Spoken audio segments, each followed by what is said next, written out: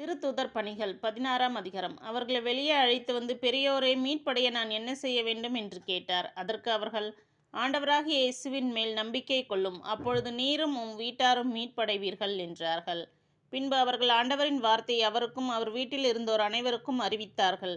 அவ்விரவு நேரத்திலேயே அவர் அவர்களை கூட்டிச் சென்று அவர்களின் காயங்களை கழுவினார். பின்பு அவரும் அவரை சேர்ந்தவர்களும் திருமுழுக்கு பெற்றார்கள். அவர் அவர்களை தம் வீட்டுக்கு அழைத்துச் சென்று உணவு பரிமாறினார். கடவுள் மீது நம்பிக்கை கொண்டதால் தம் வீட்டார் அனைவரோடும் சேர்ந்து அவர் பேருவகை அடைந்தார். பொழுது விடிந்ததும் தலைமை நடுவர்கள் காவல் அதிகாரிகளை அனுப்பி அவர்களை விடுவிக்குமாறு கூறினார்கள்.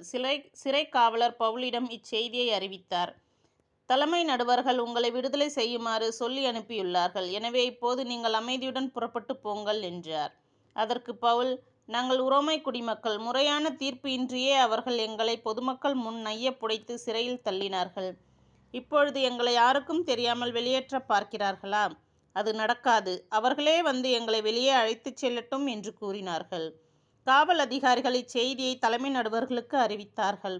அவர்கள் ரோமை குடிமக்கள் என்று கேட்டதும் அந்த நடுவர்கள் அஞ்சினார்கள். உடனே அவர்கள் வந்து அவர்களிடம் மன்னிப்பு கோரி தங்கள் நகரை விட்டு போகுமாறு வேண்டிக் கொண்டார்கள். அவர்கள் சிறையிலிருந்து வெளியேறி லீதியாவின் வீட்டுக்குச் சென்றார்கள். அங்கு சகோதரர் சகோதரிகளைக் கண்டு அவர்களை ஊக்கப்படுத்திய பின் அங்கிருந்து புறப்பட்டு சென்றார்கள். 17ஆம் அதிகாரம். தெசலோனிக்காவில் கலகம். அம்பிபொல்லோனியா நகர்களின் வழியாக அவர்கள் தெசலோனிக்கா வந்து சேர்ந்தார்கள். அங்கே யூதருடைய தொழுகை கூடம் ஒன்று இருந்தது. தம் வழக்கத்தின்படியே பவுல் அவர்களிடம் சென்று தொடர்ச்சியாக 3 ஓய்வு நாள்கள் மறைநூலை அடிப்படையாக வைத்து அவர்களுடன் வாதாடினார். மெசியா துன்பப்படவும் இறந்து உயிர்த்தெழவும் வேண்டும். நான் உங்களுக்கு அறிவிக்கிற இயேசுவே அந்த மெசியா என்று அவர்களுக்கு விளக்கம் காட்டினார். அவர்களுள் சிலர் அதை நம்பி பவுல், சீலா ஆகியோருடன் சேர்ந்து கொண்டனர்.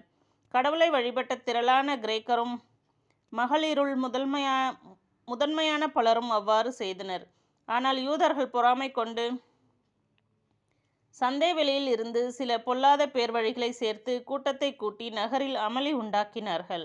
பவுலையும் சீலாவையும் தேடி கண்டுபிடித்து மக்களிடையே கூட்டிக் கொண்டு வருவதற்காக யாசோனுடைய வீட்டை தாக்கினார்கள். அவர்களை அங்கே காணாததால் யாசோனையும் அவரோடு சில சகோதரர்களையும் நகராட்சி மன்றத்தினரிடம் இழுத்து வந்து, உலகெங்கும் கலகம் உண்டாக்குகிற இவர்கள் இங்கேயும் வந்துவிட்டார்கள். யாசோன் இவர்களை தன் வீட்டில் வரவேற்றிருக்கிறான்.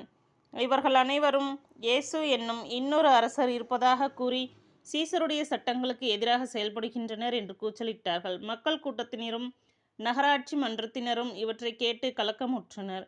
யாசோனிடமிருந்தும்